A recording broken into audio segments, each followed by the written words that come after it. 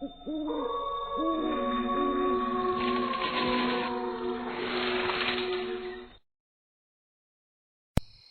बेटा, तैयार हुई या नहीं अभी तक? लड़के वाले आते ही होंगे। बस हो गई माँ। इतनी देर से ठीक से बाल बांधने की कोशिश कर रही हूँ, लेकिन आज कुछ भी अच्छा ही नहीं लग रहा मुझ पर। तुम मेरे बालों में ये क्लिप लगा दो। अरे बेटा, तू तो सादगी में ही इतनी सुंदर लगती है। इधर आ, ला मैं तेरे बाल बांध देती हूँ। कुछ देर बाद घर की डोरबेल बजी और उन्होंने लड़के वालों का स्वागत किया। हमारी तरफ से तो रिश्ता बिल्कुल पक्का है। पंडित जी से बात करके शादी की डेट निकलवा लेंगे। जितनी जल्दी शादी हो जाए उतना अच्छा है। शादी की तारीख पक्की करवाने के लिए श्रुति के पापा ने पंडित जी को उन दोनों की कुंडली दिखाई, लेकिन कुंडली देखकर पंडित जी कुछ परेशान से हो गए। क्या बात है पंडित जी, आप इतने परेशान क्यों हो गए? कुंडली में कुछ दोष है क्या? कुंडली तो ठीक है, लेकिन अगर मेरी बात मानो तो अपनी बेटी की शादी वहां मत करो, वरना तुम्हारी बेटी जिंदगी भर के लिए पछताएगी। क्या मतलब पंडित जी, मैं कुछ समझा नहीं। समझ तो मैं भी नहीं पा रहा हूँ, लेकिन इतना जरूर दिख रहा है कि तुम्हारी बेटी वहां शादी करके खुश नहीं रहेगी। वो बहुत हिंसक प्रवृत्ति के लोग हैं। अगर रिश्ता वापस ले लोगे तो अच्छा रहेगा। समझ नहीं आ रहा कि आखिर लड़के वालों के बारे में पूछूं तो पूछूं किससे। अगर मोहन भाई साहब से पूछा तो वो तो यही बोलेंगे कि मैंने रिश्ता करवाया है तो आंख मूंद कर तय कर दो। मुझे किसी और से ही बात करनी होगी, लेकिन किससे बात करूं? कौन है जो उनको जानता है? अरे वो लोग धौलपुर के हैं, और धौलपुर में आपके एक दोस्त भी तो रहते हैं। आप एक बार उनसे बात करके देखिए, क्या पता उन्हें लड़के वालों के बारे में कुछ पता हो। श्रुति के पापा ने अपने दोस्त के पास फोन किया और जैसे ही उन्होंने अपने दोस्त को लड़के वालों का नाम बता दिया और उनके बारे में पूछा तो उनके दोस्त ने भी रिश्ता करने से साफ मना कर दिया। मेरी बात सुनो, उस घर में तो भूल कर भी अपनी बेटी का रिश्ता मत कर देना। लड़का एक नंबर का शराबी और जुआरी है। अभी भी समय है, रिश्ता तोड़ दो, वरना बेटी की जिंदगी खराब हो जाएगी। जब श्रुति के पापा ने अपने दोस्त के मुंह से ये बातें सुनी तो उन्होंने बिना कुछ सोचे समझे रिश्ता तोड़ दिया। लेकिन ये बात लड़के वालों को बर्दाश्त नहीं हुई, तो वो अगले ही दिन उनके घर आ धमके। क्या आप ये बताने का कष्ट करेंगे कि आपने इस रिश्ते को क्यों तोड़ दिया? रिश्ता पक्का करने के बाद इस तरह तोड़ देना इज्जतदार लोगों को शोभा देता है क्या? गांव वाले पूछेंगे तो हम क्या बोलेंगे कि क्यों हमारे बेटे का रिश्ता टूट गया? देखिए बहन जी, रिश्ता करने से पहले हमारे सामने आपकी कोई खोल नहीं हुई थी, लेकिन अब हो चुकी है और हमें पता चल चुका है कि आपका बेटा एक नंबर का शराबी और जुआरी है। इसलिए ऐसे लड़के के साथ हम अपनी बेटी की शादी नहीं कर सकते। क्या तू मेरे बेटे के साथ अपनी बेटी की शादी नहीं करेगा? एक आखिरी मौका दे रही हूँ तुझे, या तो तू इस रिश्ते को कबूल कर ले, वरना ऐसा हाल कर दूंगी कि अगर तेरी बेटी ने मेरे बेटे से शादी नहीं की तो वो किसी और से शादी करने लायक भी नहीं रहेगी। ये तो हद ही हो गई। अगर हम आपको कुछ कह नहीं रहे हैं तो इसका मतलब ये नहीं है कि आप कुछ भी बोलती जाओगी। अभी के अभी निकल जाइए आप हमारे घर से, और आज के बाद फिर कभी भी यहाँ पर दिखाई मत देना। लड़के की माँ को ये बात बर्दाश्त नहीं हुई और उन्होंने लड़की पर हाथ उठा दिया। ये सब देखकर श्रुति के मम्मी पापा भी आंख बबूले हो उठे और उन्होंने धक्के मारकर उन लोगों को घर से बाहर निकाल दिया। लेकिन वहां से जाते जाते लड़के की माँ ने कहा, इस बेइज्जती को तो हम कभी नहीं भूलेंगे। ये बात अच्छी तरह कान खोलकर सुन लो। तेरी बेटी की शादी अगर मेरे बेटे से नहीं हुई तो अब और किसी से नहीं होगी। बहुत घमंड है ना तुम्हें अपनी बेटी की सुंदरता पर। देखना तुम्हारी बेटी का अब क्या हाल होगा। बहुत लड़ाई झगड़े के बाद गांव वालों ने उन लोगों को धक्के मारकर वहां से निकाल दिया। लेकिन उस दिन के बाद श्रुति की तबीयत अचानक खराब रहने लगी। वो पहले जितनी सुंदर थी उसकी सुंदरता दिन पर दिन ढलती गई। वो पूरे दिन अकेली अपने अंधेरे कमरे में बैठी रहती, दिन भर कुछ खाती नहीं। उसका शरीर तो मानो सूख कर बिल्कुल कांटा हो गया था। उसकी हालत देख देख कर घर वालों को उसकी चिंता होने लगी। पता नहीं हमारी बच्ची को किसकी नजर लग गई। इतनी सुंदर फूलों सी बेटी थी हमारी, और अब देखिए, मैं कहती हूँ किसी पंडित जी से श्रुति को दिखा लीजिए। जब से उसका रिश्ता टूटा है तब से ही उसकी हालत ऐसी होती जा रही है। अरे तुम ये फालतू की बातें मत सोचो। डॉक्टर ने कहा है ना कि उसे ठीक होने में थोड़ा समय लगेगा, तो इंतजार करो। किसी पंडित या फकीर के पास जाने से उसकी तबीयत ठीक नहीं हो जाएगी। श्रुति के लिए एक रिश्ता आया है। लड़के वाले श्रुति को पसंद कर लें तो इस बार हम उसकी शादी कर देंगे। वैसे भी एक बार उसका रिश्ता होकर टूट चुका है तो जल्दी उसका रिश्ता कर देते हैं, वरना आगे चलकर रिश्ता करने में दिक्कत होगी। श्रुति के लिए जो ठीक ठाक रिश्ता आया, उसके पापा ने उसके लिए वो रिश्ता पक्का कर दिया। शादी का दिन भी तय हो गया। लेकिन जैसे जैसे शादी का दिन नजदीक आता गया, वैसे वैसे श्रुति की हालत और बिगड़ने लगी। अब तो उसके अपने घर वालों से बातचीत करना भी बंद कर दिया था। बस हर समय अपने कमरे में अकेली बैठी रहती और कमरे की दीवार की तरफ एकटक देखती रहती, जैसे तो मानो उसे कोई मानसिक बीमारी हो गई हो। धीरे धीरे उसने नहाना भी बंद कर दिया और उसके शरीर से किसी मरे हुए जानवर जैसी दुर्गंध आने लगी। पता नहीं मेरी बच्ची को क्या हो गया। ऊपर से ये भी मेरी बात नहीं सुन रहे। मुझे खुद ही मेरी बच्ची को लेकर कहीं जाना होगा। श्रुति की मम्मी उसकी ऐसी हालत देख देख कर बहुत परेशान हो चुकी थी। वो उसे किसी तांत्रिक के पास लेकर जाना चाहती थी, लेकिन वो ऐसे किसी को नहीं जानती थी जो इन चीजों का इलाज कर सके। तभी एक दिन श्रुति की कॉलेज की एक फ्रेंड अचानक उससे मिलने आई। नमस्ते आंटी, आपने पहचाना मुझे? मैं निधि, श्रुति के साथ कॉलेज में पढ़ती थी। अरे हाँ हाँ बेटा, मैं तुम्हें पहचानूंगी क्यों नहीं। आओ अंदर आ जाओ, श्रुति अपने कमरे में है। निधि श्रुति के कमरे में गई, लेकिन उसकी ऐसी हालत देखकर वो भी चौंक उठी। श्रुति को देखकर ऐसा लग रहा था जैसे तो न जाने वो कब से बीमार हो, और उसके कमरे से आने वाली वो दुर्गंध निधि के लिए असहनीय हो रही थी। श्रुति, ये तुम्हें क्या हो गया है? तुम इतनी कमजोर कैसे हो गई? तुम्हारी तबीयत वगैरह ठीक नहीं है क्या? और ये बदबू? श्रुति ने एक बार उसकी तरफ देखा और फिर वापस कमरे की दीवार को घूरने लगी। वो अपने पैरों को बिस्तर पर मारती हुई लगातार दीवार को ही घूरे जा रही थी। तभी उसकी मम्मी उनके लिए चाय नाश्ता लेकर आई। गर्मी का मौसम था, चाय भी बहुत गर्म थी, लेकिन श्रुति ने चाय का कप उठाया और एक ही घूंट में गरम गरम चाय पी गई। ऐसा लग रहा था मानो इतनी गरम चाय पीकर उसका गला अंदर से पूरा जल गया होगा, लेकिन उसे तो मानो कुछ फर्क ही नहीं पड़ा। उसने एक घूंट में चाय पी ली और अपने बिस्तर पर चादर ओढ़कर अपना चेहरा भींच कर लेट गई। निधि को भी उसका वर्ताव कुछ समझ नहीं आया, तो वो उसकी मम्मी के साथ कमरे से बाहर आ गई। श्रुति ठीक नहीं है आंटी, उसके ऊपर कोई टोटका किया गया है, वरना एक अच्छे भले इंसान की हालत ऐसी नहीं होती। मेरे बड़े पापा हमेशा ऐसी चीजों का उतारा करते हैं, तो मैं उसे देखकर ही समझ गई थी कि उसके साथ ऐसी कोई परेशानी है। आप श्रुति को लेकर मेरे घर आना, और अगर वो आने में कुछ आनाकानी करे तो आपके घर के मंदिर में माता रानी का जो सिंदूर रखा होगा उसका टीका उसे लगा देना। ये सब बोलकर निधि वहां से चली गई। श्रुति की मम्मी को भी उसकी कही हुई सब बातें समझ आ गई थी। श्रुति की मम्मी ने अगले दिन श्रुति को उठाया। श्रुति बेटा, मुझे कहीं काम से बाहर जाना है, तो तुम भी मेरे साथ चलो। मेरा अकेले जाने का मन नहीं कर रहा। आपको कितनी बार कहा है कि मुझे बाहर नहीं जाना, तो क्यों मेरे साथ जबरदस्ती करती रहती हो? जाना है तो खुद जाओ, और अगर नहीं जाना तो घर में बैठो।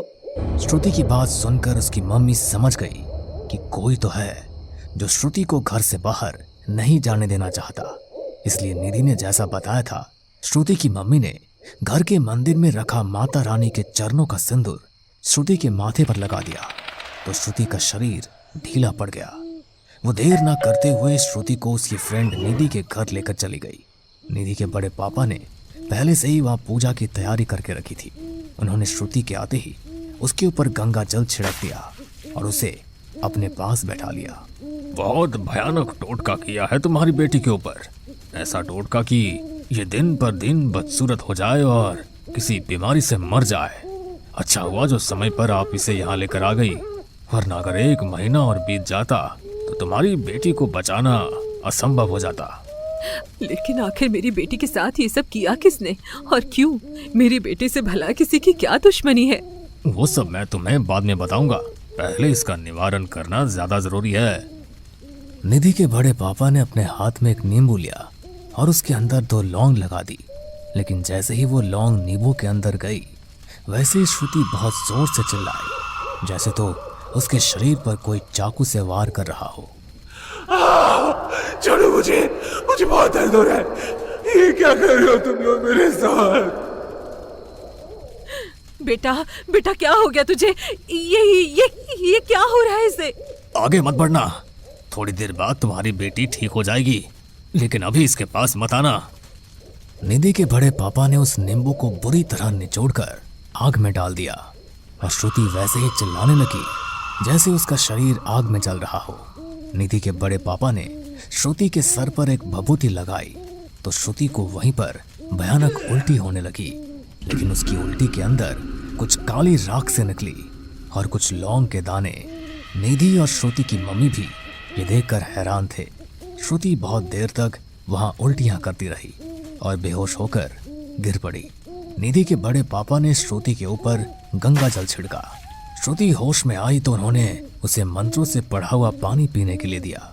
उसने जैसे ही वो पानी पिया तो एक अजीब सा काला साया उसके शरीर से निकलकर वहां से दर्द से चीखता हुआ उनके घर के दरवाजे से बाहर की तरफ निकल गया। श्रुति की मम्मी को तो अपनी आंखों पर यकीन नहीं हो रहा था कि अभी अभी उनकी बेटी के साथ ये क्या हुआ। ये सब मेरी बेटी के साथ क्या हुआ बाबा? वो अब ठीक तो है ना?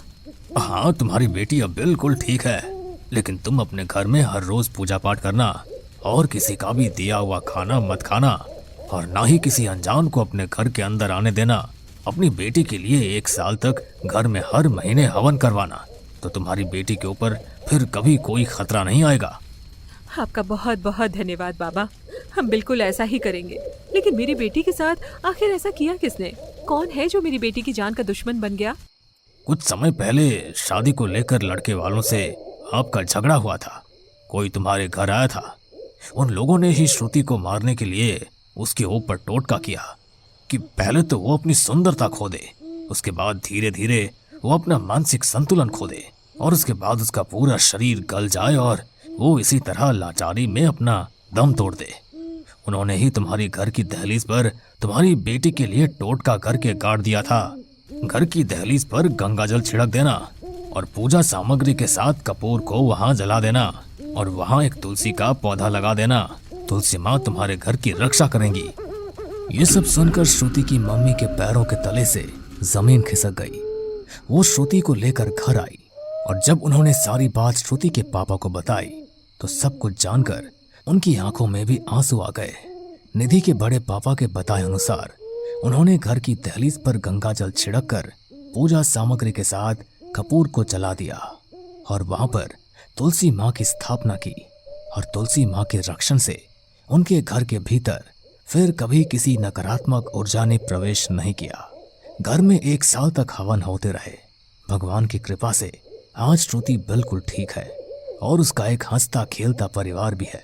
ये कोई कहानी नहीं बल्कि एक सच्ची घटना है कि किस तरह लोग इस हद तक भी गिर सकते हैं। इसलिए हमेशा सावधान रहो और कभी भी आपके साथ ऐसा कुछ हो तो जल्द से जल्द उसका निवारण करवा लो, क्योंकि कभी कभी इंसान इन चीजों को समझने में बहुत देरी कर देता है और इसी कारण कभी कभी वो अपना सब कुछ खो बैठता है।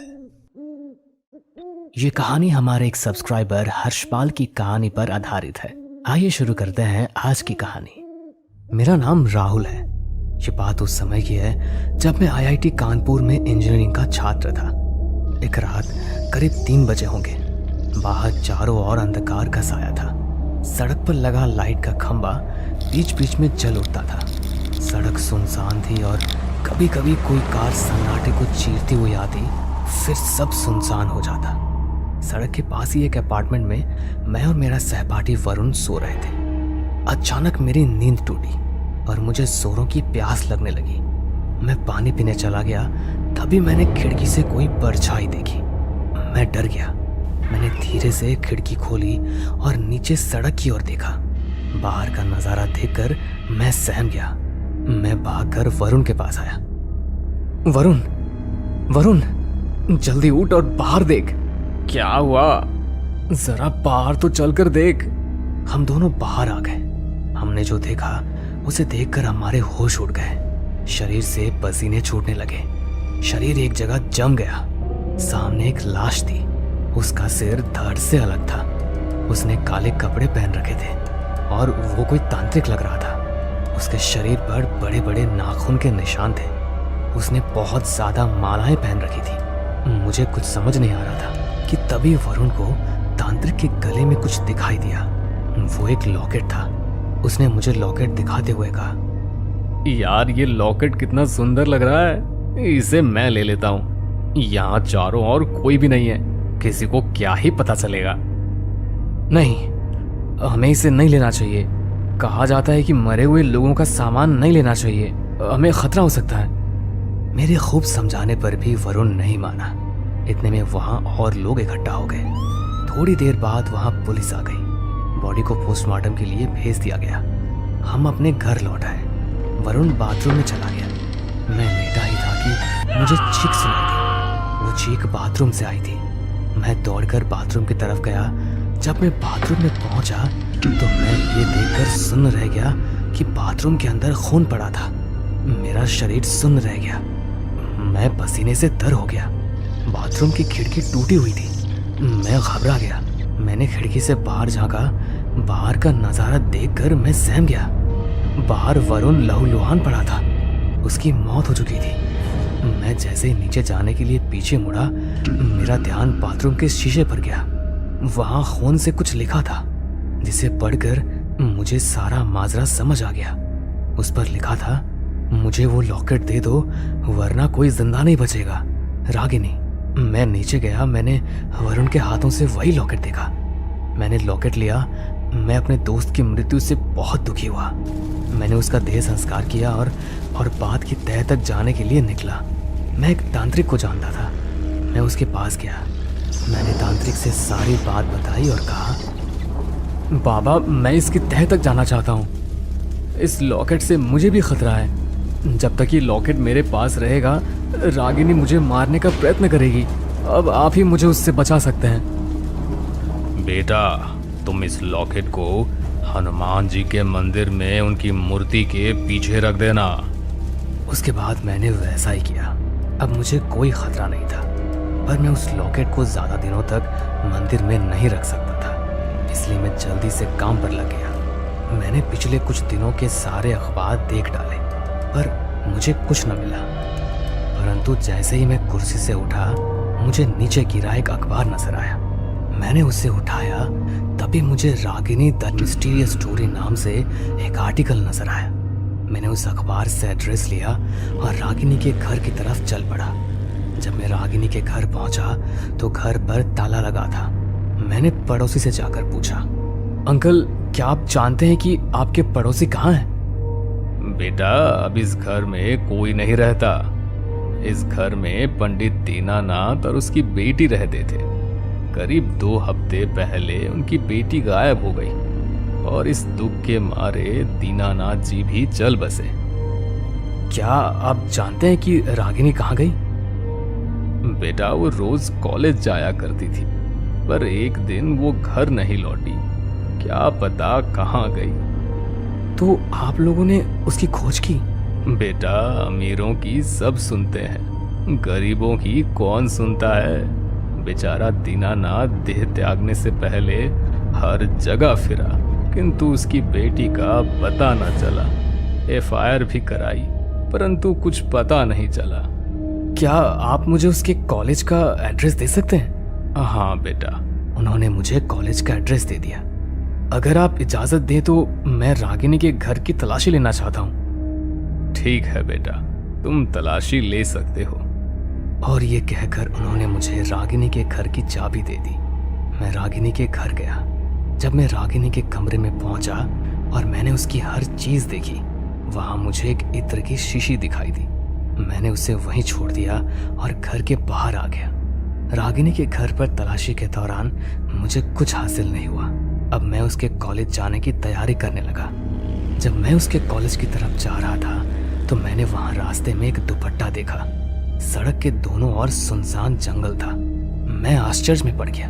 पीले रंग का दुपट्टा, जिससे उस इत्र की ही महक आ रही थी जो मैंने रागिनी के कमरे में एहसास किया था।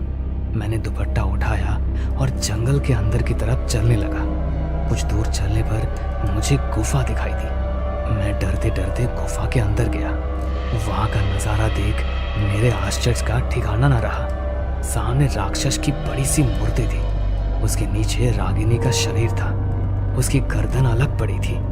खून के छींटे राक्षस के मुंह पर लगे थे। पास ही बलि का सामान था। मैंने उस तांत्रिक की तस्वीर को भी वहां देखा, जिसकी लाश मैंने और वरुण ने अपने घर के नीचे देखी थी।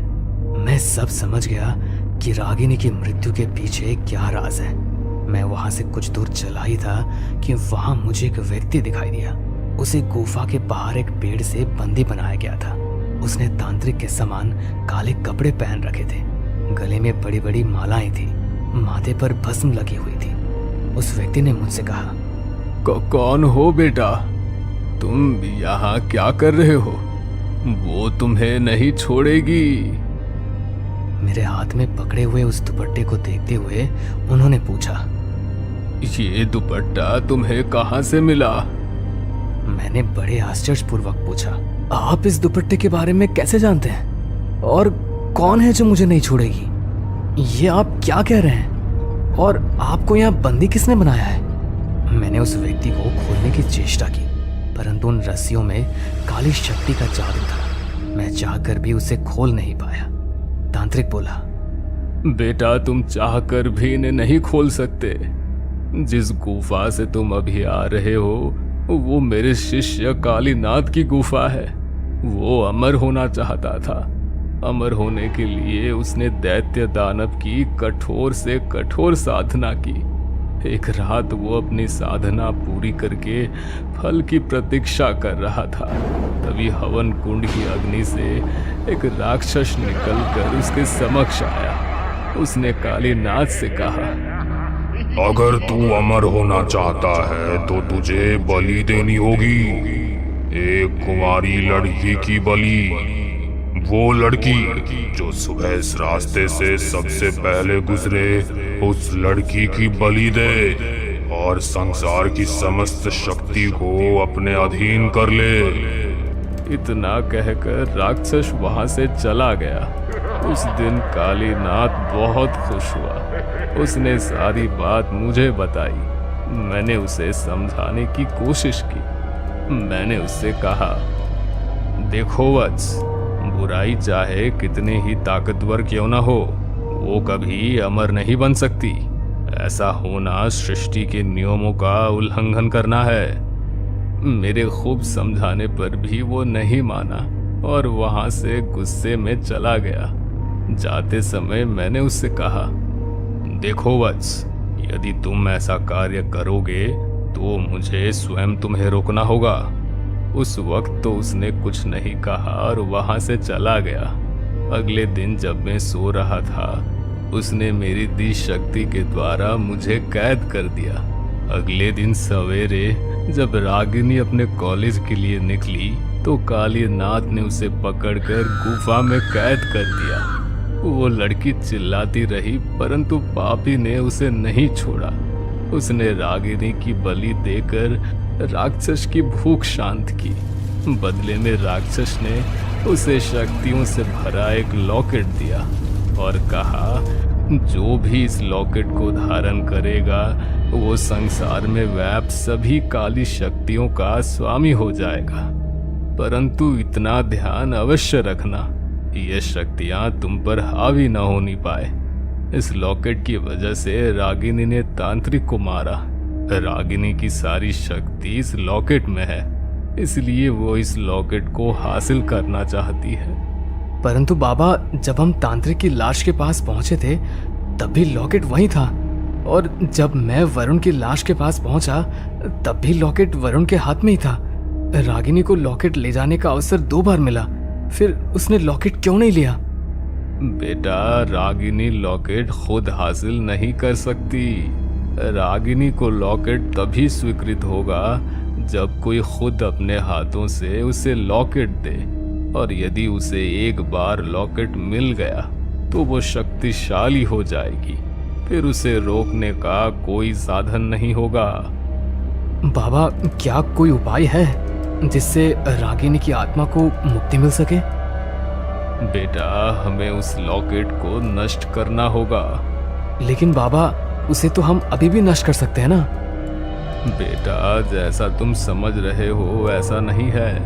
उस लॉकेट को तभी नष्ट किया जा सकता है जब पूर्णिमा की रात हो और चंद्रमा बिल्कुल तुम्हारे सिर पर हो, तभी उसे मारा जा सकता है। तो ठीक है बाबा, मैं उस लॉकेट को लेकर आता हूँ। आप बस इतना बता दीजिए कि पूर्णिमा की रात कब है।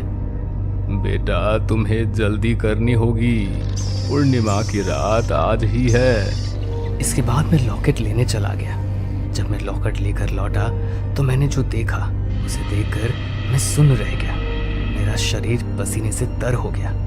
तांत्रिक का शरीर खून से सना हुआ था। उसकी गर्दन रागिनी के हाथों में थी। रागिनी की लाल लाल आंखें, बड़े बड़े नाखून, भयानक चेहरा था।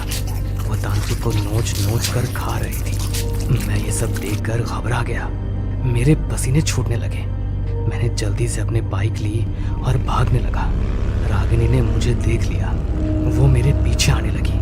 मैंने बाइक तेज कर ली। वो अभी भी मेरे पीछे आ रही थी। रात हो चुकी थी। कुछ दूर चलकर मुझे एहसास हुआ कि वो मेरे पीछे नहीं है। सुनसान जंगल में आकर मेरी बाइक का पहिया जाम हो गया।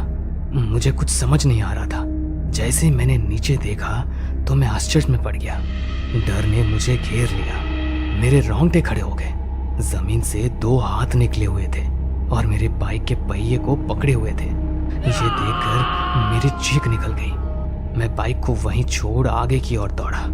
मेरी बाइक मेरे पीछे पीछे आ रही थी। अचानक मुझे ठोकर लगी और मैं गिर गया।